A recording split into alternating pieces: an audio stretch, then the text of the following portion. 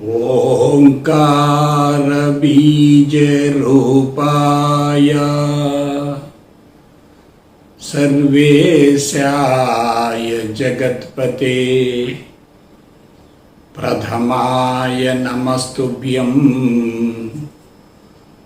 సత్యసాయి గణాధిప ఓం సాయీశ్వరాయ విద్మహే సత్యదేవాయ ధీమహి తన్నః సర్వః ప్రచోదయాత్. ఓం శాంతి శాంతి శాంతి. హరి ఓం. శ్రీ గురుభ్యో నమః. హరి ఓం. జై గురుదేవ్. ఓం శ్రీ సాయిరామ్. అనంత ప్రేమ స్వరూపులారా,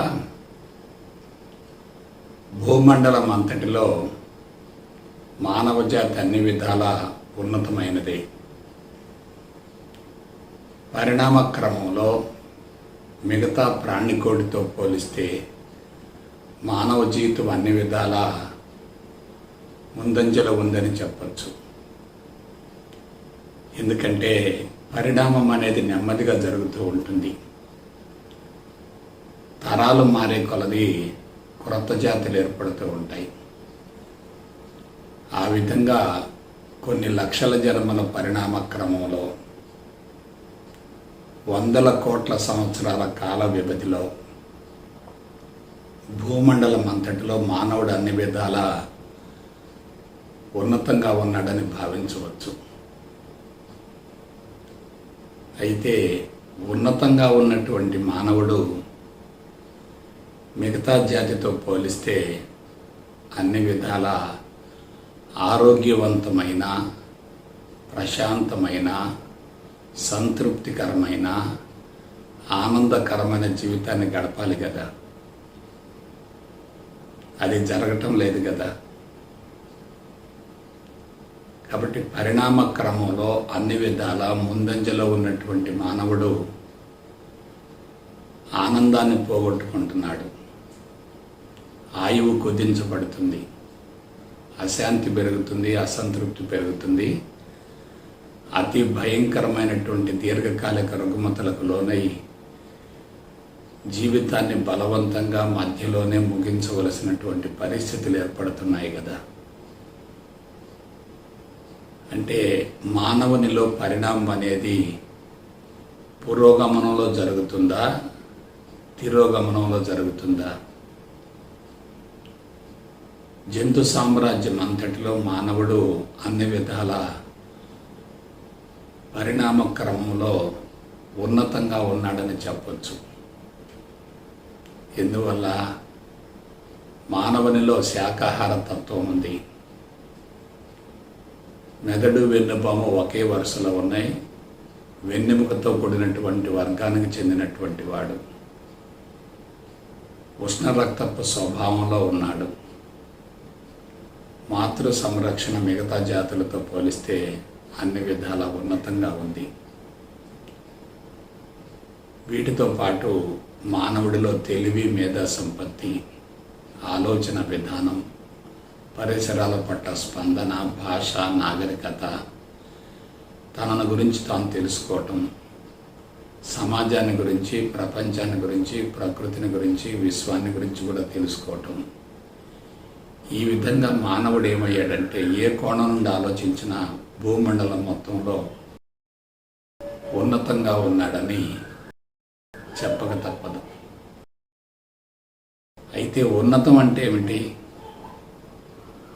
ఆరోగ్యం ఉండాలి కదా, సుదీర్ఘాయు ఉండాలి కదా, మానసిక ప్రశాంతత ఉండాలి, సంతృప్తి ఉండాలి, ఆనందం కూడా ఉండాలి కదా. మరి మానవ జాతులు అవన్నీ కూడా హరించుకుపోతున్నాయే. పశువులకు, పక్షులకు, క్రిములకు, కీటకాలకు రానటువంటి అతి భయంకరమైనటువంటి రుగ్మతలు కానీ, సమస్యలు కానీ ఒక మానవ జాతినే ఎందుకు పట్టి పీడిస్తున్నాయి? మానవుడు అతి దుర్భరమైన జీవితాన్ని కొనసాగిస్తున్నాడు. ఒక మాటలో చెప్పాలంటే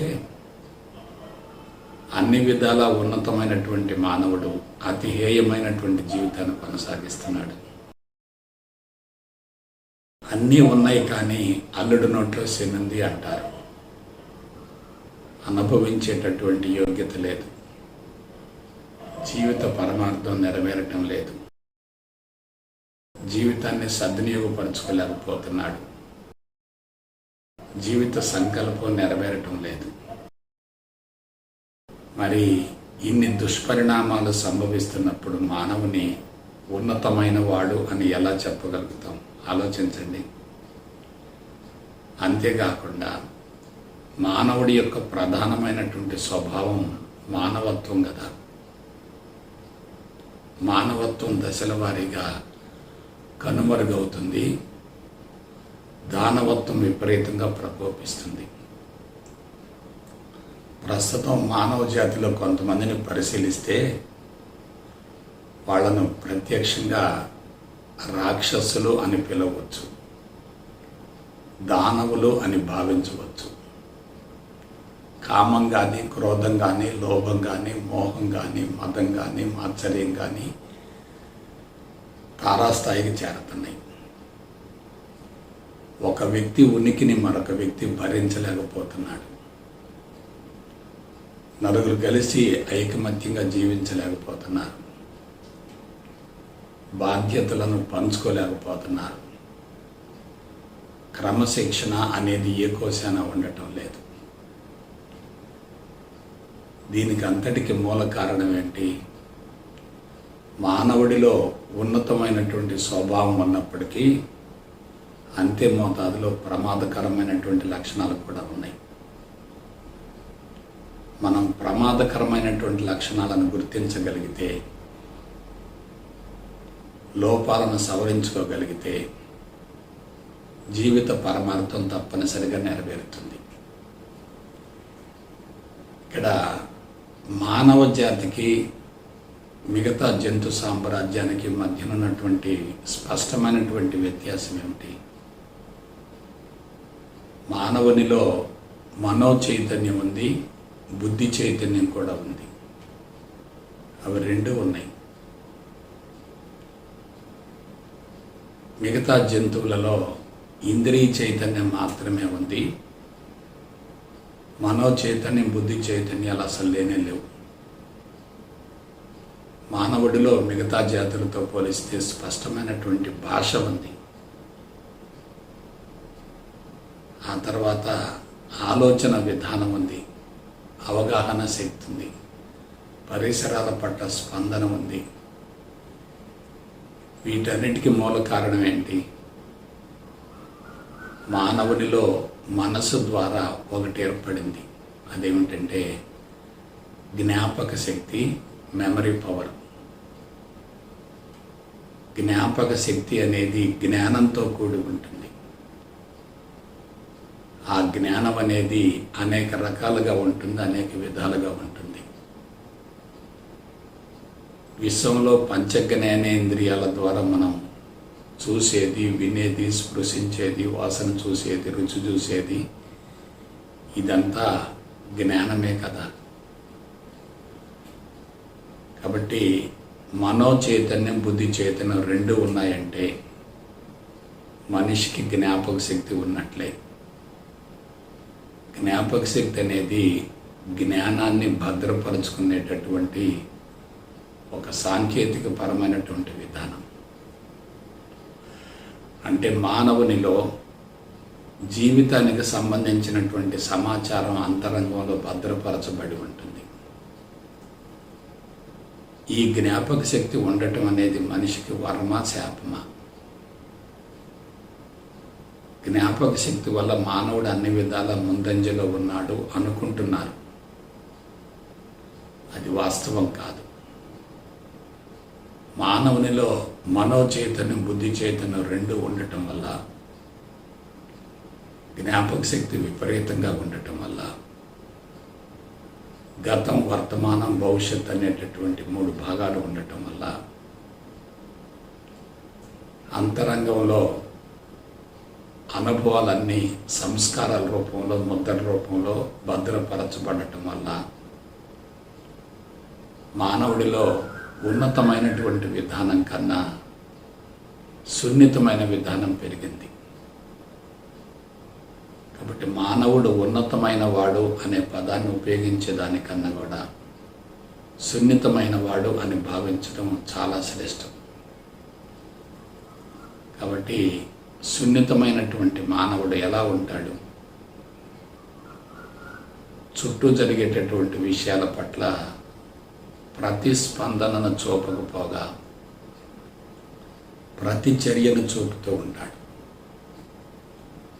ఈ ప్రతిచర్యను చూపేటటువంటి వ్యక్తులంతా కూడా ప్రకృతి సూత్రాలను ఉల్లంఘిస్తూ ఉంటారు, ప్రకృతికి విరుద్ధంగా జీవిస్తూ ఉంటారు.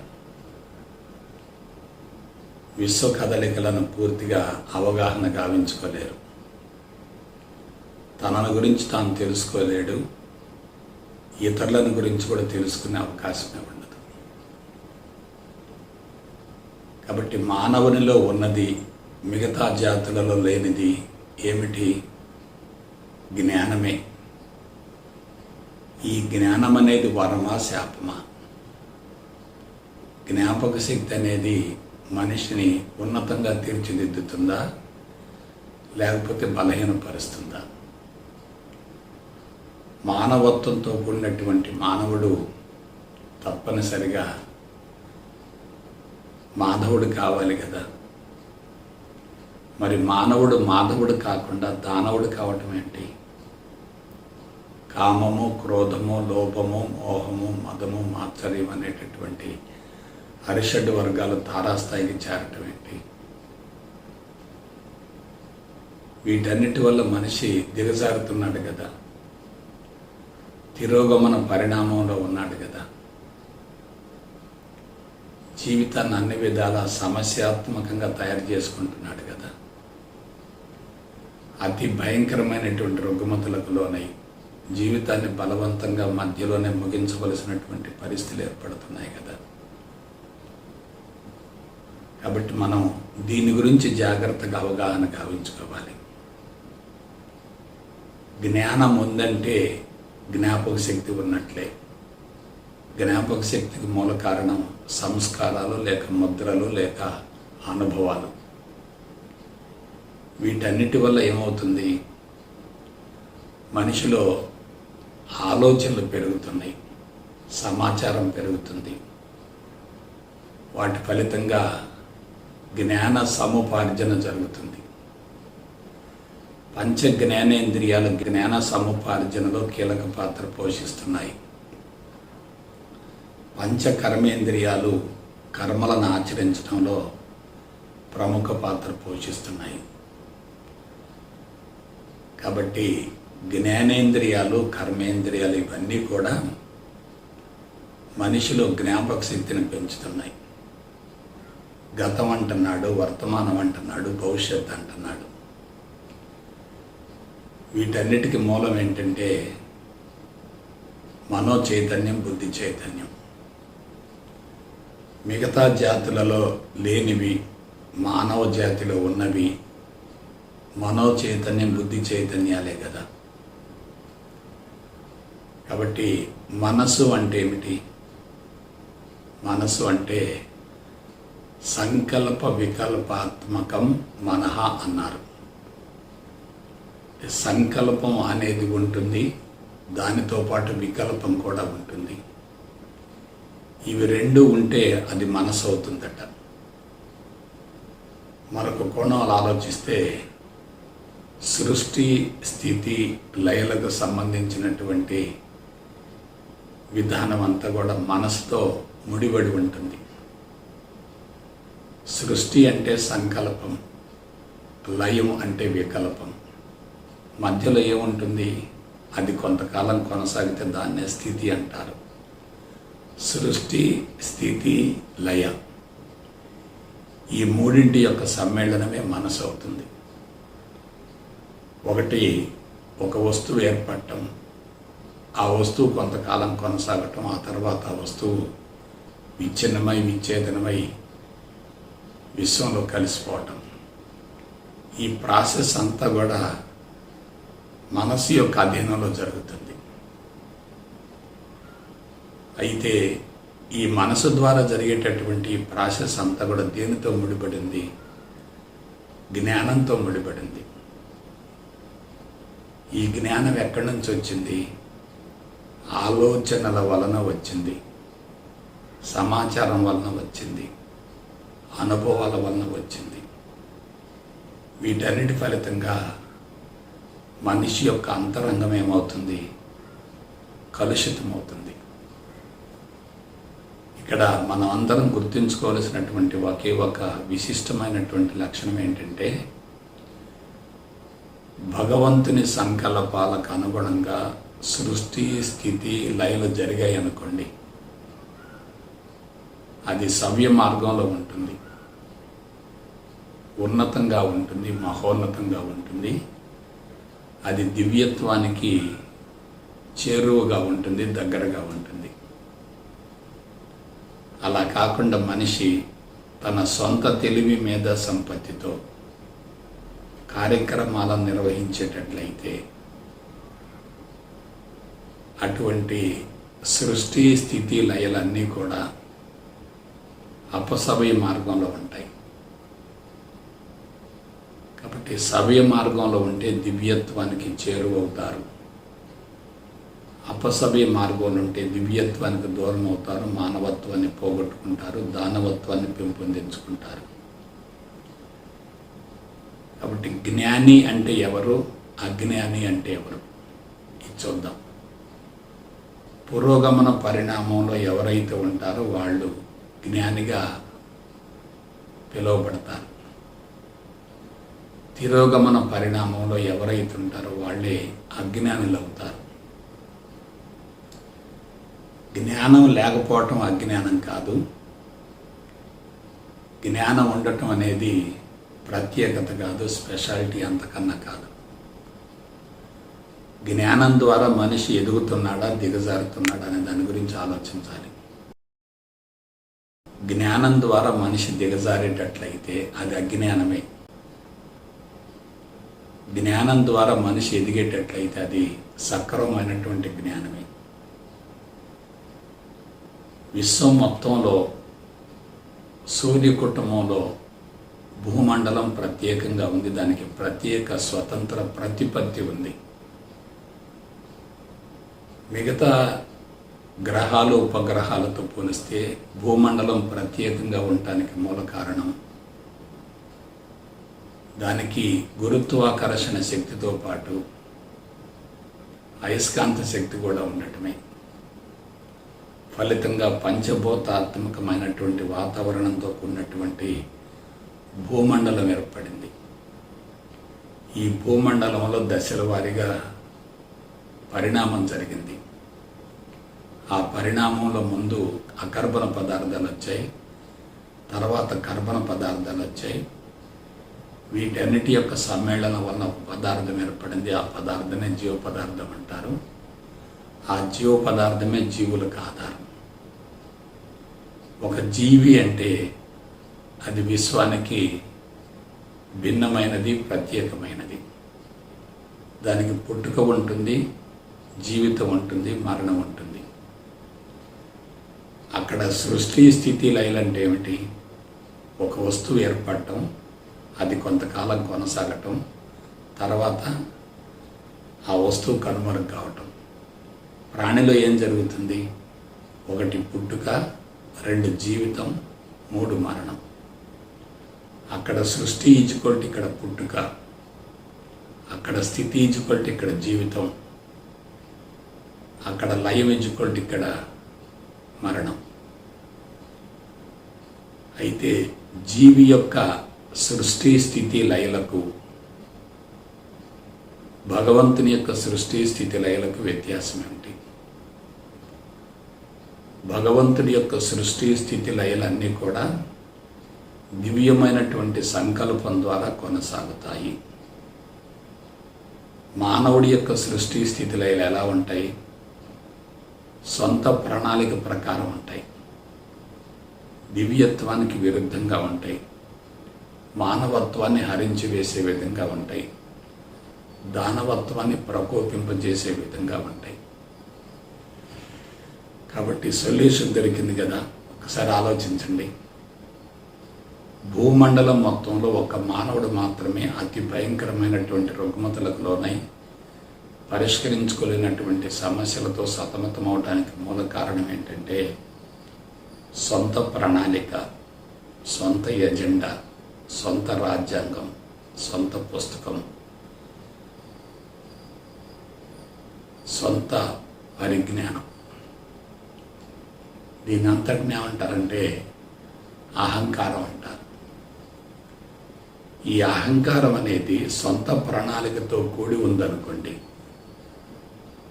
అది భగవంతుని ఆదేశాలకు విరుద్ధంగా భిన్నంగా ఉంటుంది, అపసవ్య మార్గంలో ఉంటుంది. ఈ సొంత ప్రణాళిక అనేటటువంటిది భగవంతుని ఆదేశాలకు అనుగుణంగా ఉందనుకోండి, అది దివ్యత్వానికి చేరువుగా ఉంటుంది. ఎవరిలోనైతే తెలివి మేధా సంపత్తి ఎక్కువగా ఉంటుందో వాళ్ళల్లో అహంకారం ఎక్కువగా ఉంటుంది. అహంకారం ఎక్కువగా ఉందంటే సొంత ప్రపంచం ఏర్పడ్డట్లే. సొంత ప్రపంచం ఏర్పడిందంటే అతడు దివ్యత్వానికి విరుద్ధంగా జీవిస్తున్నట్లే, దూరమైనట్లే. కాబట్టి మనం ఏం చేయాలి? తిరోగమన పరిణామానికి అడ్డుకట్ట వేయాలి, పురోగమన పరిణామం వైపుకు మళ్ళాలి. ఆ పురోగమన పరిణామం వైపుకు వెళ్ళలేకపోవటానికి, తిరోగమన పరిణామం వైపుకు మళ్ళటానికి మూలమేంటి, ఆధారం ఏంటంటే జ్ఞానమే. దాన్నే మనం ఏమంటున్నాం? అజ్ఞానం అంటున్నాం. ఎందుకు అజ్ఞానం అంటున్నాం? ఆత్మస్థితికి చేరువ కావటానికి విరుద్ధమైనటువంటి సమాచారం అంతా కూడా అజ్ఞానమే కదా. కాబట్టి జ్ఞానం అంటే ఏమిటి, అజ్ఞానం అంటే ఏమిటి? మనిషిని పురోగమనం వైపుకు మళ్లించే సమాచారం అంతా జ్ఞానమే, తిరోగమనం వైపుకు మళ్లించే సమాచారం అంతా అజ్ఞానమే. ఇప్పుడు మానవులంతా ఎక్కడున్నారు? అజ్ఞానంలో ఉన్నారు. మరి పశువులు కానీ, పక్షులు కానీ, క్రిములు కానీ, కీటకాలు కానీ, వృక్షాలు కానీ ఇవన్నీ కూడా అజ్ఞానంలో లేకుండా ఉన్నాయి. వాటికి జ్ఞానం లేకపోవచ్చు కానీ అజ్ఞానం కూడా లేదు వాటికి. అవి అజ్ఞానంలో లేవు. ఒక మానవుడే అజ్ఞానంలో ఉన్నాడు. ఎందువల్ల? మానవుడిలో మనో చైతన్యం ఉంది, బుద్ధి చైతన్యం ఉంది. ఈ మనో చైతన్యం ద్వారా మనిషికి ఏం సంక్రమించింది? జ్ఞానం సంక్రమించింది. ఈ జ్ఞానం వల్ల మనిషికి ఏమైంది? జ్ఞాపక శక్తి ఏర్పడింది. ఈ జ్ఞాపక శక్తి ఏమైంది? అహంకారాన్ని బలోపేతం చేసింది. కాబట్టి చూసారా, మనిషి ఎక్కడ దెబ్బతిన్నాడు? తాను సున్నితంగా ఉండటం వల్ల, మనో చైతన్యం, బుద్ధి చైతన్యం రెండింటిని ఏర్పరచుకోవటం వల్ల, పరిణామంలో అదొక భాగం కావటం వల్ల మనిషి అహంకారాన్ని బలోపేతం చేసుకున్నాడు. అహంకారంతో జీవించే ఏ వ్యక్తికి శక్తి ఉండదు. అతను విశ్వం నుండి వేరవుతాడు, ప్రకృతి నుండి వేరవుతాడు. నేను విశ్వంలో ఒక భాగం అనుకుంటే ఎలా ఉంటుంది? నేను విశ్వం నుండి వేరు అనుకుంటే ఎలా ఉంటుంది?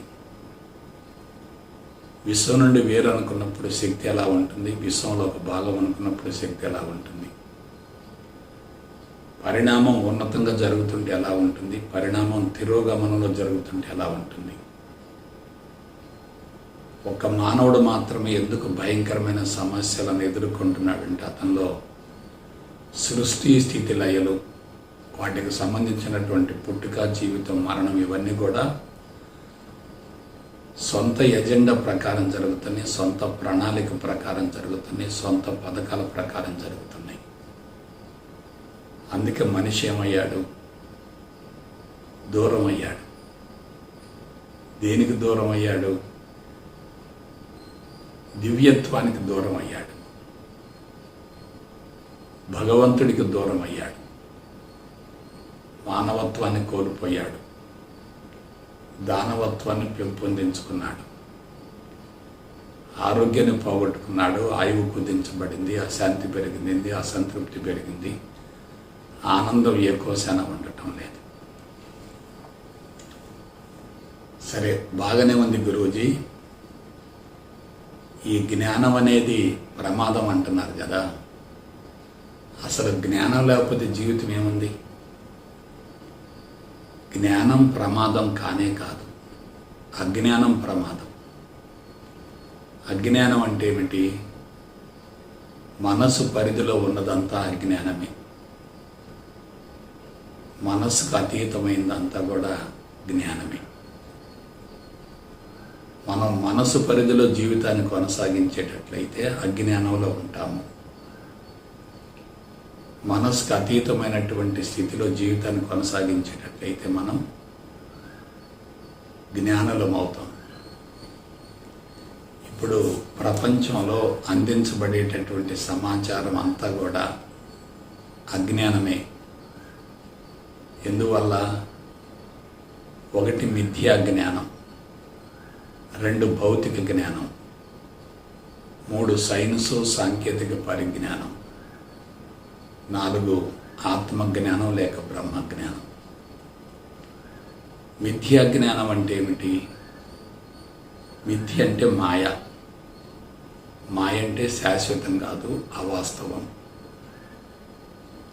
భౌతిక ప్రపంచం అనేది వాస్తవమా అవాస్తవమా, శాశ్వతమా అశాశ్వతమా?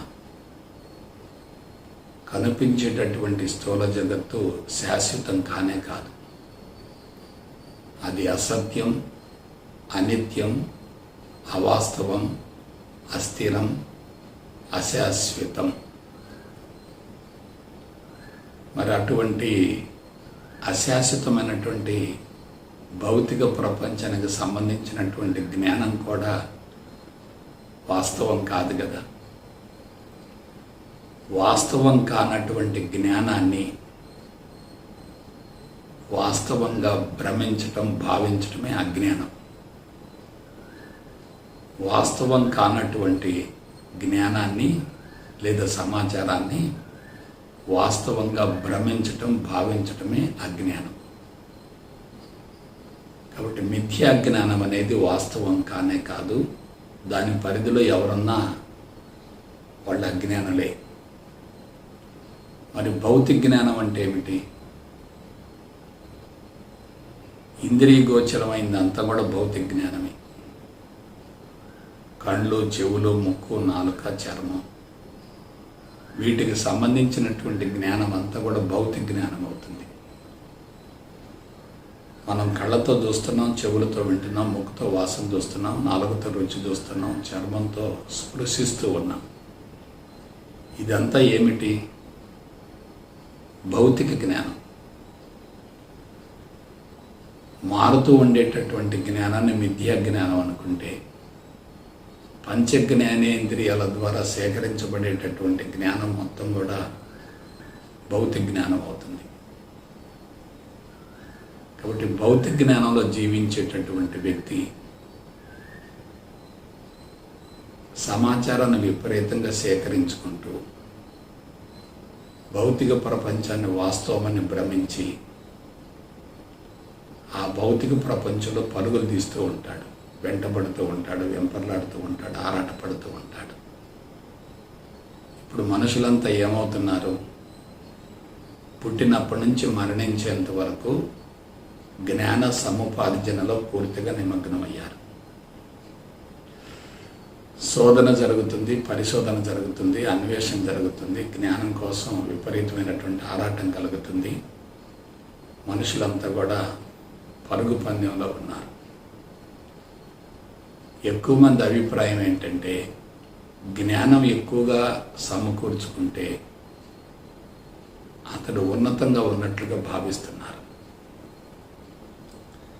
జ్ఞాన సముపార్జన అనేది విశిష్టమైన లక్షణంగా భావిస్తున్నారు.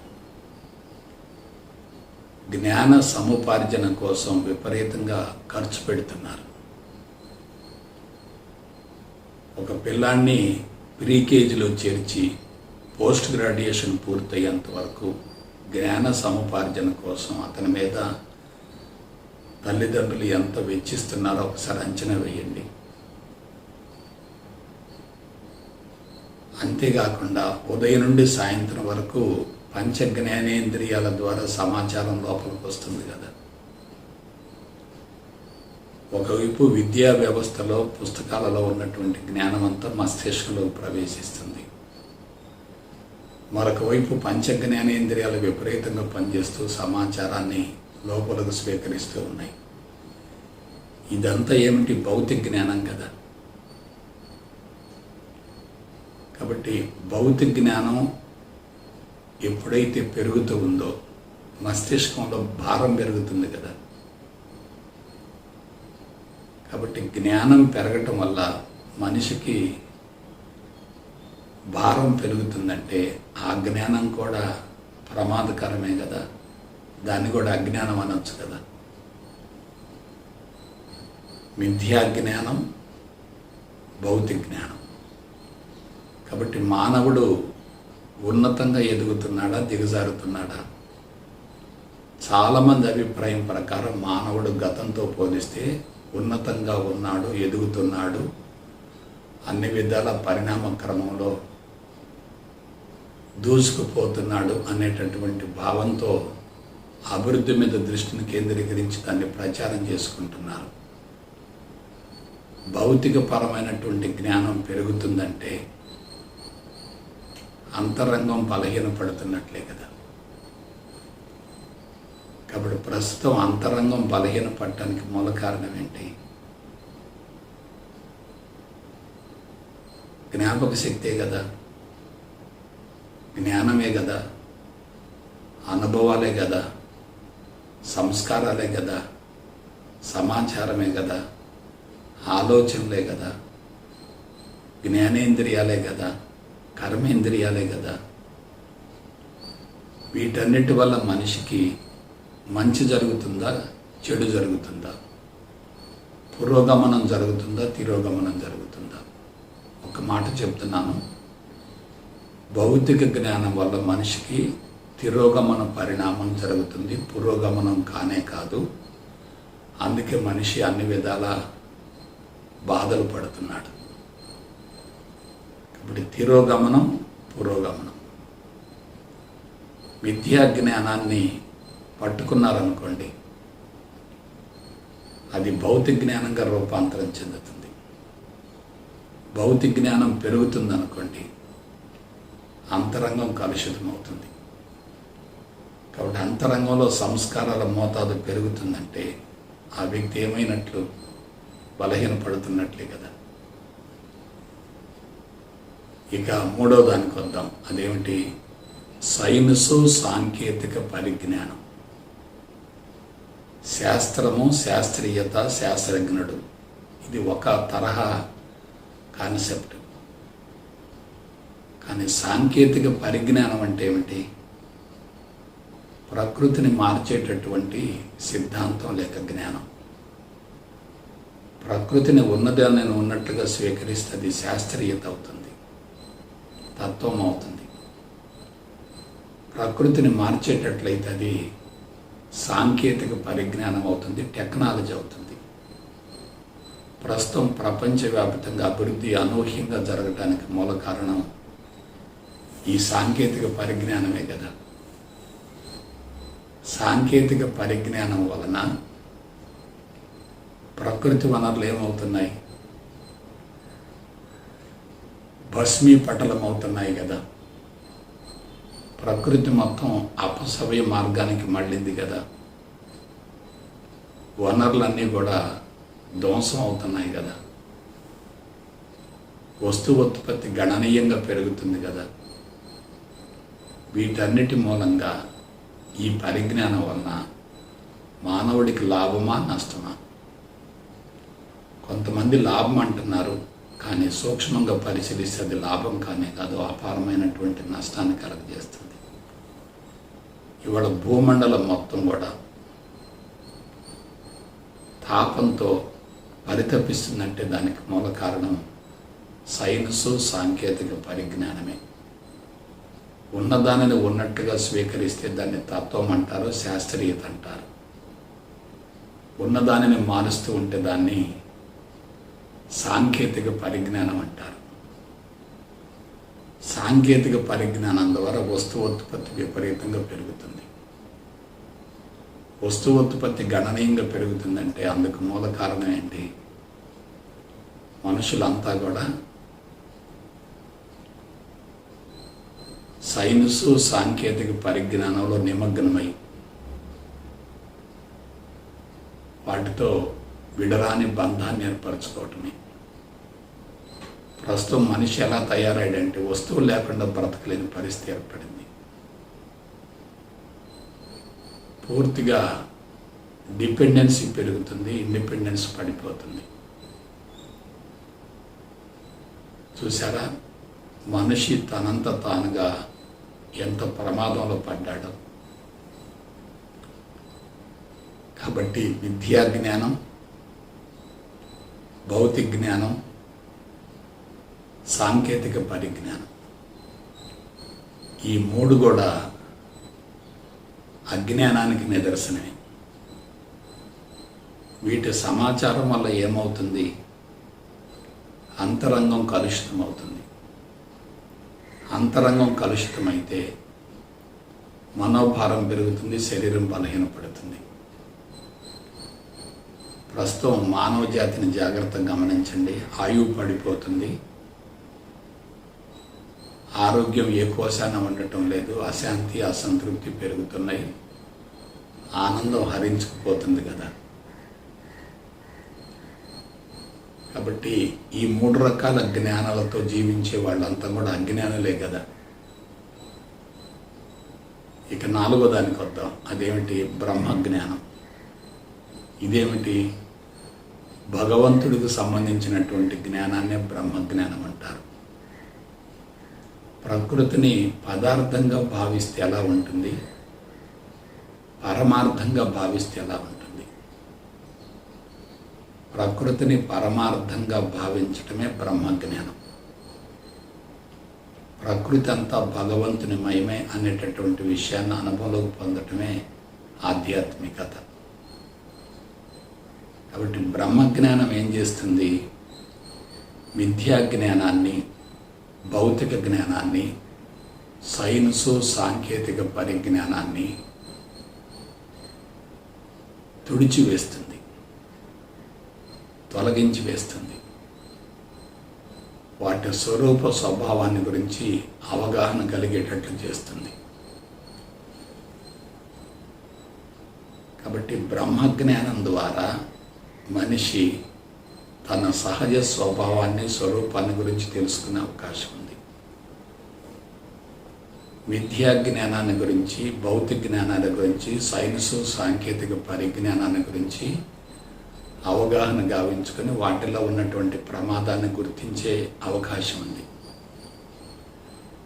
అవంతా వాస్తవం అనుకున్నాం అనుకోండి, మనం వెంపర్లాడతాం, వెంటపడతాం కదా, పరుగులు తీస్తాం కదా. అవి వాస్తవం కాదు కదా. వాస్తవం కానప్పుడు మనం వాటిని ఏం చేయాలి? వదిలేయాలి. అలా వదిలేయాలంటే మనకేం కావాలి? భగవంతుడికి సంబంధించినటువంటి జ్ఞానం కావాలి. ఈ చరాచర జగత్తుకి ఏదైతే ఆధారమో దాని గురించినటువంటి సమాచారం కావాలి. ఈ చరాచర జగత్తుకి ఏది ఆధారం? భగవంతుడే కదా. కాబట్టి భగవంతుడికి, బ్రహ్మానికి, పరమాత్మకు సంబంధించినటువంటి జ్ఞానం మొత్తం కూడా బ్రహ్మ జ్ఞానం అవుతుంది, ఆత్మ జ్ఞానం అవుతుంది, అద్వైత జ్ఞానం అవుతుంది. ఎవరికైతే బ్రహ్మ జ్ఞానం పట్ల స్పష్టమైనటువంటి అవగాహన ఉంటుందో వాళ్ళు మిథ్యా జ్ఞానాన్ని గురించి తెలుసుకుంటారు, భౌతిక జ్ఞానాన్ని గురించి తెలుసుకుంటారు, సాంకేతిక పరిజ్ఞానాన్ని గురించి తెలుసుకుంటారు, వాటిల్లో ఉన్నటువంటి పరమార్థాన్ని గుర్తిస్తారు. జీవిత పరమార్థం నెరవేర్చుకోవటానికి ఎటువంటి మార్గం అవసరమో ఆ మార్గాన్ని గురించి అన్వేషణ చేసి దాన్ని ఎంపిక చేసుకొని ఆ మార్గంలో పయనించి జీవితాన్ని సద్వినియోగపరుచుకుంటారు, సార్థకం చేసుకుంటారు. అందువల్ల మనకి ఏ జ్ఞానం కావాలి? బ్రహ్మజ్ఞానం కావాలి, ఆత్మజ్ఞానం కావాలి. భగవంతుడికి సంబంధించినటువంటి జ్ఞానాన్ని గురించి తెలుసుకుంటే అంతరంగం పూర్తిగా శుద్ధి అవుతుంది. విద్యా జ్ఞానం వలన, భౌతిక జ్ఞానం వలన, సైన్సు సాంకేతిక పరిజ్ఞానం వల్లనే అంతరంగం కలుషితమవుతుంది.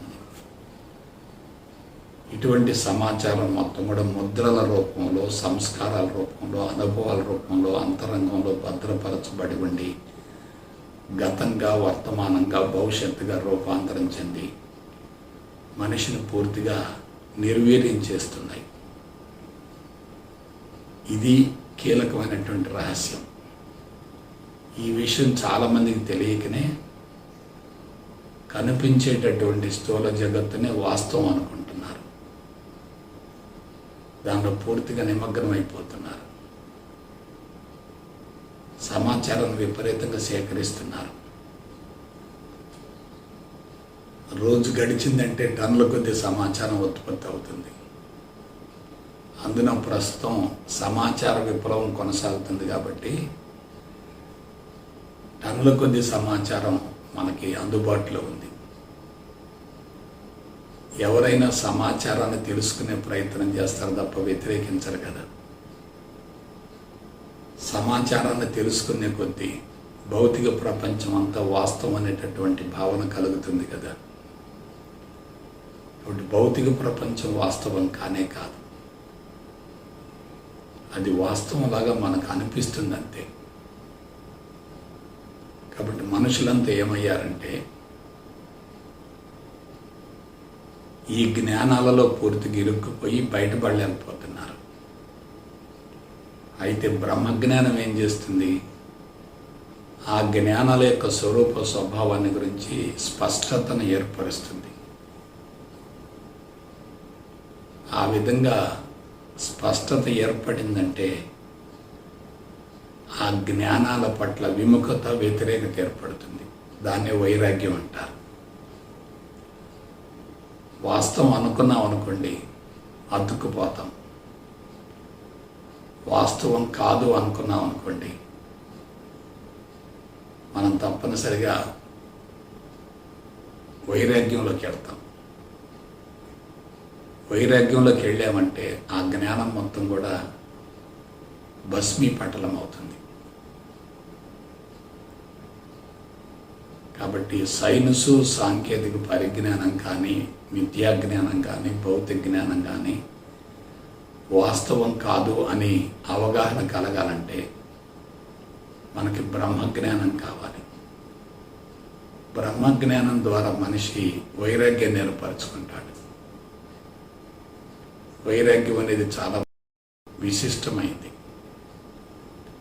వైరాగ్యం ఉన్న వ్యక్తికి జీవితమే సాధనగా మారుతుంది. వైరాగ్యం లేనటువంటి వ్యక్తికి ఎంత సాధన చేసినా ఎటువంటి ఫలితం ఉండదు, ఎటువంటి పురోభివృద్ధి కూడా ఉండదు.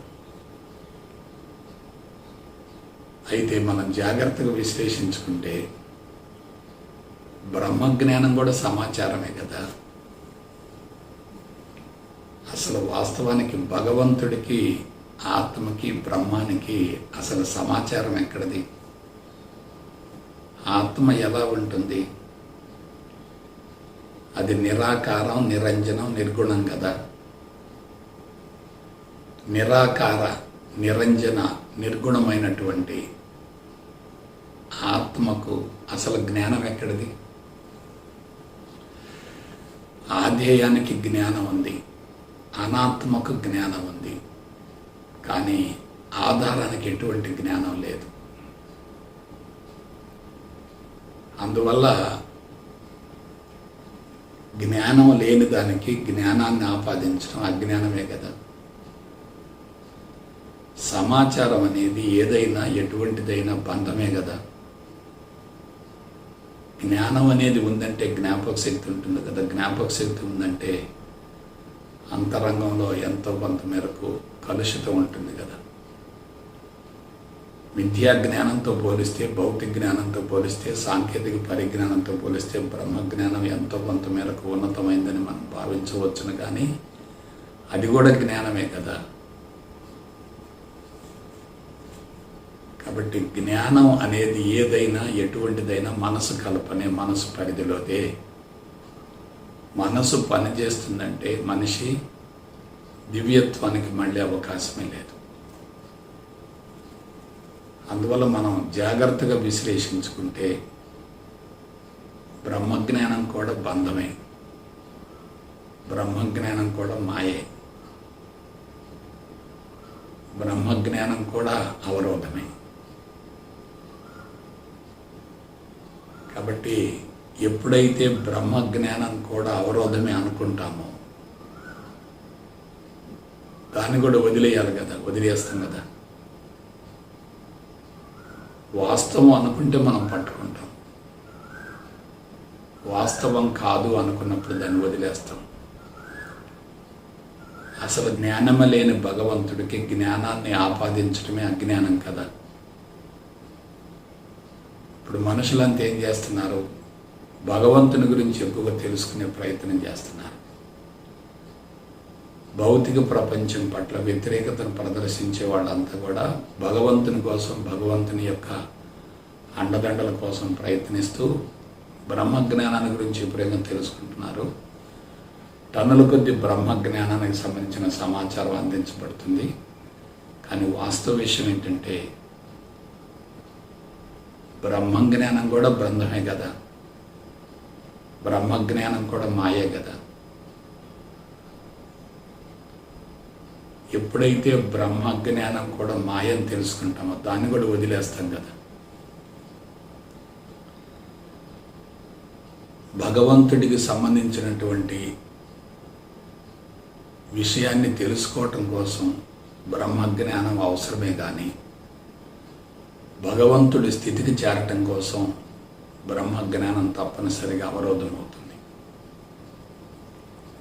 కాబట్టి బ్రహ్మజ్ఞానం అనేది ఆత్మస్థితికి చేరటానికి అవరోధమే. తెలుసుకోవటం ముఖ్యం కదా, అనుభవంలోకి రావాలి కదా. అనుభవంలోకి రావాలంటే తప్పనిసరిగా అక్కడ జ్ఞానం అనేది అవరోధం అని తెలుసుకోవాలి కదా. భగవంతుడు నిరాకారుడు, నిరంజనుడు, నిర్గుణుడు. కంటికి కనిపించేది, రుచి చూసేది, వాసన చూసేది, స్పృశించేది, తడిపేది, దహించేది, విభజించేది ఏది వాస్తవం కాదు.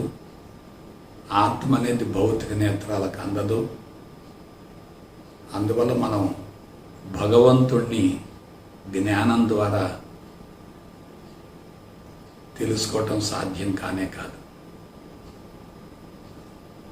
మనుషులు ఏం చేస్తున్నారంటే అనాత్మను గురించి తెలుసుకుంటూ అనాత్మ కానిదంతా ఆత్మ, భగవంతుడు అనేటటువంటి భావనతోటి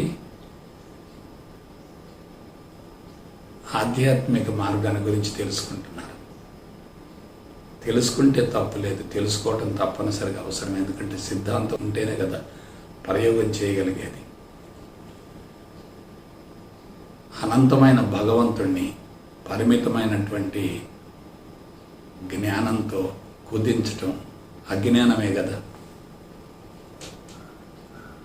భగవంతుడు సర్వత్రా వ్యాపించి ఉన్నాడు, విశ్వవ్యాపితుడు, సర్వాంతర్యామి. భగవంతుడు లేనిది, భగవంతుడు కానిది, భగవంతుడికి భిన్నమైనది, భగవంతుడికి వేరైనది, భగవంతుడికి అతీతమైనది మరొకటి లేదు కదా. అందువల్ల అంతా భగవంతుడే అయినప్పుడు ఇంకా అక్కడ జ్ఞానానికి అవకాశం లేదు కదా. రెండున్నప్పుడు సమాచారం ఉంటుంది, ఒకటే ఉంటే సమాచారం ఎందుకు ఉంటుంది? కాబట్టి బ్రహ్మ జ్ఞానంలో ఉన్నటువంటి ప్రత్యేకత ఏమిటంటే మనిషిని భిన్నత్వం నుండి ఏకత్వం వైపుకి మళ్ళిస్తుంది. ఎప్పుడైతే మనిషి ఏకత్వానికి వెళతాడో ఇక జ్ఞానం పట్ల ఆసక్తి ఉండదు, జ్ఞానం పట్ల వైరాగ్యం ఏర్పడుతుంది. దాన్నే జ్ఞాన వైరాగ్యం అంటారు. అందువల్ల మనిషి ఏమయ్యాడు ఇప్పుడు? ఒకవైపు భౌతిక జ్ఞానం, మిథ్యా జ్ఞానం, సైన్సు, సాంకేతిక పరిజ్ఞానం మాయ అనేటటువంటి భావంలో ఉండి దాన్ని వ్యతిరేకిస్తూ ఆధ్యాత్మికత వైపుకి మళ్ళీ ఆత్మజ్ఞానాన్ని సేకరిస్తూ ఉన్నాడు. అక్కడ మళ్ళా బంధాలను ఏర్పరచుకుంటూ ఉన్నాడు. కాబట్టి బంధాలు ఏర్పడటానికి మూల కారణం జ్ఞానమే కదా.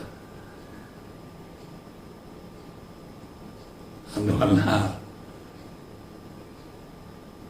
జ్ఞానం అనేది ఏదైనా ఎటువంటిదైనా మాయే. మనిషి బంధాలను పెంచుకుంటున్నప్పుడు భౌతిక ప్రపంచమే వాస్తవం అనుకుంటాడు. బంధాలను కరిగించుకునే స్థితికి చేరాడు అనుకోండి, భౌతిక ప్రపంచాన్ని మాయగా భావిస్తాడు. భౌతిక ప్రపంచం మాయ అయినప్పుడు ఆ భౌతిక ప్రపంచం ఏర్పడటానికి మూలమైనటువంటి భగవంతుడు కూడా మాయే కదా. కాబట్టి ఆత్మ అనాత్మ రెండు ఉన్నాయనుకోండి, అవి ద్వంద్వాలే కదా, మనసు కల్పనలే కదా. ఆత్మ అనాత్మలను రెండింటిని వదిలేసామనుకోండి ఎలా ఉంటుంది? అక్కడ స్థితి ఉంటుంది, శూన్య స్థితి ఉంటుంది. ఆ స్థితి నుండి మనం భౌతిక ప్రపంచాన్ని చూస్తున్నాం అనుకోండి ఎలా ఉంటుంది? కాబట్టి ఋషులు ఆధ్యాత్మిక మార్గాన్ని బహిర్గతం గావించినప్పుడు వాళ్ళు సంపూర్ణ మౌనంలో ఉండి సంపూర్ణ మౌనం నుండి ఆ జ్ఞానాన్ని బహిర్గతం చేశారు. అంటే వాళ్ళు ఆత్మస్థితి నుండి జ్ఞానాన్ని బహిర్గతం చేశారు. అది ఒక అసాధారణమైనటువంటి అంశం. వాళ్ళు సంపూర్ణ మౌనానికి వెళ్ళటం అంటే భౌతిక జ్ఞానం లేదు, మిథ్యా జ్ఞానం లేదు, సాంకేతిక పరిజ్ఞానం లేదు, బ్రహ్మ జ్ఞానం కూడా లేదు. నేను సాధన చేస్తున్నాను అనే భావం లేదు. వాళ్ళలో ఏం జరుగుతుందో వాళ్ళకి తెలియదు అసలు. సమస్యలు అనేవి అప్పుడు లేవు కాబట్టి సమస్యల పరిష్కారం కోసం వాళ్ళు ఏమి అన్వేషణ చేయలేదు కదా. వాళ్ళలో ఆటోమేటిక్గా, స్పాంటేనియస్గా, యాదృచ్ఛికంగా, సునాయాసంగా జ్ఞానం ఉప్పొంగింది. అయితే ఆ జ్ఞానం ద్వారా ఏర్పడినటువంటి భౌతిక జగత్తును వాళ్ళు వర్ణించారు. ఏమిటి ఆ భౌతిక జగత్తు యొక్క వర్ణన? సృష్టి, స్థితి, లయ. ఈ సృష్టి, స్థితి, లయలకు ముందే ఉంది సంకల్పం ఉంది. సంకల్పం ద్వారా ఆకారం ఏర్పడింది, అదే సృష్టి అవుతుంది. ఆకారం కొంతకాలం కొనసాగుతుంది, అదే స్థితి అవుతుంది. సంకల్పం నెరవేరిన తర్వాత ఆకారం యొక్క అవసరం లేదు కాబట్టి ఆకారం కరిగిపోతుంది, అదే లయం అవుతుంది. కాబట్టి ఇదంతా ఏమిటి? ఇదంతా కూడా జ్ఞానమే. జ్ఞానమే. కానీ ఏ జ్ఞానం? శూన్య స్థితి నుండి బహిర్గతమైనటువంటి జ్ఞానం. దీన్ని ఏమనొచ్చు మనం? దివ్య జ్ఞానం అనొచ్చు. ఇప్పుడు మీకు ఒక కీలకమైన విషయం చెప్తాను. మన స్థితిని బట్టి, స్థాయిని బట్టి భౌతిక ప్రపంచం కనపడుతుంది. మనం ఆత్మస్థితికి వెళ్ళామనుకోండి, విద్యా జ్ఞానం లేదు, భౌతిక జ్ఞానం లేదు, సాంకేతిక పరిజ్ఞానం కూడా లేదు, బ్రహ్మ జ్ఞానం కూడా లేదు. ఆత్మస్థితి నుండి మనం ఉచ్చరించేటటువంటి ప్రతి పదం కూడా మంత్రం అవుతుంది. మంత్రం అంటే మనసును కరిగించేది, మనసును వికసింపజేసేది, మనసును విస్తరింపజేసేది, ఆత్మస్థితికి చేర్చేది కాదు. ఆత్మస్థితి నుండి ఉచ్చరించేటటువంటి ప్రతి శబ్దం కూడా మంత్రమే. అందుకే మంత్రాలను దివ్యమైన శబ్దాలు అంటారు, డివైన్ సౌండ్స్ అంటారు. కాబట్టి మనం మన స్థితిని మార్చుకొని జీవించగలిగితే ఎలా ఉంటుంది? స్థితిని మార్చుకోకుండా జ్ఞానాన్ని సముపార్జన చేసుకుంటూ ఉంటే ఎలా ఉంటుంది? జ్ఞానాన్ని సేకరించుకుంటూ ఉన్నామంటే లోపల అసంతృప్తి ఉన్నట్లే కదా, స్థితి లేనట్లే కదా. కాబట్టి మనం స్థితికి చేరాలి. ఆ స్థితికి చేరాలంటే అన్ని జ్ఞానాలు అవరోధాలే. ఇది ఆధ్యాత్మికతలో ఉన్న కీలకమైన అంశం. ఆత్మజ్ఞానం కూడా అవరోధమే, విద్యా జ్ఞానం అవరోధమే, భౌతిక జ్ఞానం అవరోధమే, సైన్స్ సాంకేతిక పరిజ్ఞానం కూడా అవరోధమే. తెలుసుకుంటున్నాం కదండి, తెలుసుకోవలసింది ఏమీ లేదు. ప్రజ్ఞ అనంతంగా విస్తరిస్తూ ఉంటే జ్ఞానం లావాలా ఉప్పొంగుతూ ఉంటుంది. జ్ఞానాన్ని తెలుసుకోవటం అంటే జ్ఞానాన్ని పరిమితం చేసుకోవటమే, మనసును కలుషితం చేసుకోవటమే. మనం ఆత్మస్థితికి వెళ్ళే కొలది మనకి ఏ జ్ఞానం కావాలో ఆ జ్ఞానం అందుతూనే ఉంటుంది. మనం పరిమితంగా ఉన్నప్పుడు విద్యా జ్ఞానం, భౌతిక జ్ఞానం, సాంకేతిక పరిజ్ఞానం ఇవన్నీ కూడా అంతరంగంలోకి ప్రవేశించి ఆత్మస్థితికి చేరటానికి అవరోధం అవుతాయి. అందువల్ల జ్ఞానం అనేది ఎవరి సొత్తు కాదు, అది ఎప్పుడూ ఉంటుంది. మన స్థితిని బట్టి, స్థాయిని బట్టి అక్కడ కనిపిస్తుంది. మనం కుంచుకుంటే కనిపించేది ఒక రకంగా ఉంటుంది, మనం విస్తరించే కొలది కనిపించేది మరొక రకంగా ఉంటుంది. మనం ఏం చేయాలి? కుంచుకోకూడదు, విస్తరించాలి. విస్తరించాలంటే కనిపించేటటువంటి స్థూల జగత్తుకు సంబంధించిన సమాచారం మొత్తం కూడా మాయా అని తెలుసుకోగలిగితే చాలు. మాయా అని తెలిసిన వ్యక్తి ఇక దానిలో ఇరుక్కుపోడు. అదంతా వాస్తవం అనుకున్న వ్యక్తి దానిలో ఇరుక్కుపోతాడు. కాబట్టి జ్ఞానం అనేది ఎప్పుడూ ఉంటుంది. మన లోపల అన్కవరింగ్ జరుగుతూ ఉంటే బయట డిస్కవరింగ్ జరుగుతూ ఉంటుంది. మనం సూక్ష్మత్వానికి వెళ్ళే కొలది సూక్ష్మత్వంతో కూడినటువంటి జ్ఞానం లభిస్తుంది. మనం సమదృష్టికి వెళితే సమదృష్టికి సంబంధించిన జ్ఞానం కలుగుతుంది. మనం దివ్య దృష్టికి వెళితే దివ్య దృష్టికి సంబంధించిన జ్ఞానం కనిపిస్తుంది. మనం ఆత్మస్థితికి వెళితే అంతా భగవంతుని మయంగా గోచరిస్తుంది. అంత భగవంతుని మయమైనప్పుడు ఇక సమాచారానికి ఉనికి లేదు. అక్కడ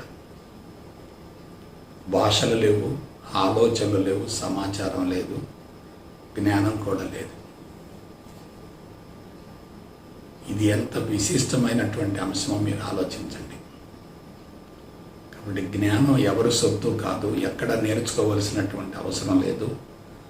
తర్ఫీదులు, శిక్షణలు ఇవన్నీ కూడా మనిషిని ఇంకా బలహీనపరుస్తాయి, బంధాలను పెంచుతాయి, రాగద్వేషాలను పెంచుతాయి, మనిషిని అంతర్ముఖానికి మళ్ళకుండా చేస్తాయి. అందుకే ఇప్పుడు ఆధ్యాత్మికత అంతా కూడా అశాస్త్రీయంగా ఉంది, బంధాలను పెంచుతుంది, మనిషిని పరిమితం చేస్తుంది. మనిషి ఎంత పరిమితంగా ఉంటే అంత శక్తి హరించుకుపోతుంది.